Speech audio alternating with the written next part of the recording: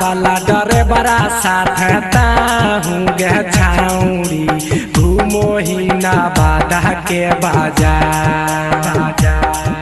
टरकवा वाला डरे बड़ा साथ ताहूँ गे छाउड़ी घूमो ही कलकत्ता के बाजार।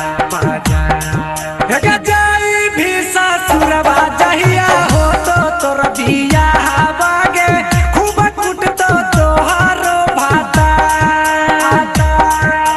कर भी बियाहवा जादी जाना तो ससुराबा में रख दो ना तोहारो भाता।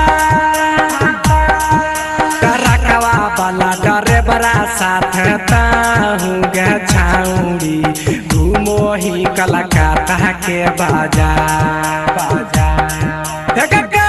भी बियाहवा जहिया जाई भी ससुराबा गे रख दो ना तोहारो भाता।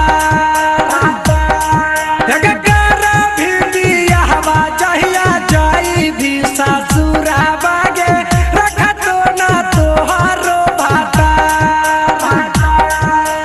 पढ़े के बहाना चाहिए छाउड़ी रोज है तो स्कूलवा कबन पढ़ाई करोही कबन पढ़ाई करोही। पढ़े के बहाना चाहिए छाउड़ी रोज है तो स्कूलवा कबन पढ़ाई करोही कबन पढ़ाई करोही। अगला सीट पर बैठी कहताहूँ गे छाउड़ी मरा बाबो ही गिया रहबा रहबा।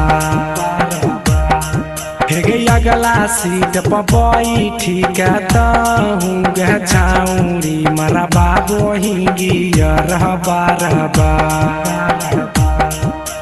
हो को तोर बियाहवा जहिया जाई भी ससुराबा गे खूब कुट तो तोहारो भाता।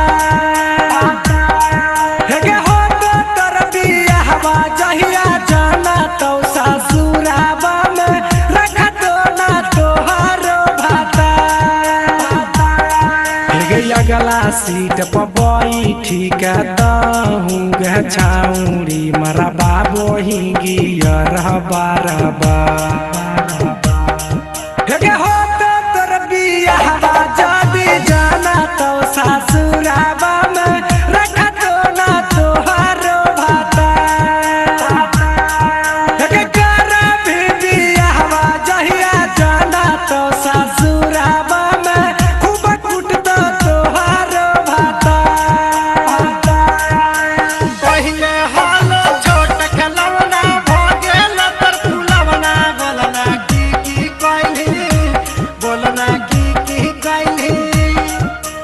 पहिले हालो छोट खिलौना कैसे भलो फुलवना बोलना की कैली बोलना की कैली। राइटर पीरीन सप्रिया से जाना ही यह छाउड़ी भोरे भोरे लूटो ही लहार। राइटर पीरीन ससुधीर से जाना ही यह छाउड़ी भोरे भोरे लूटो ही लहार। हो तो तोर बियाहवा जहिया जाई भी ससुराबा गे खूब कुट तो तोहारो भाता। हो तो तोर बियाहवा जादी जाना तो ससुराबा में रख दो ना तोहारो भाता। साहिला दीपा का बास जाना ही यह छाउड़ी भोरे भोरे लूटो ही लहार।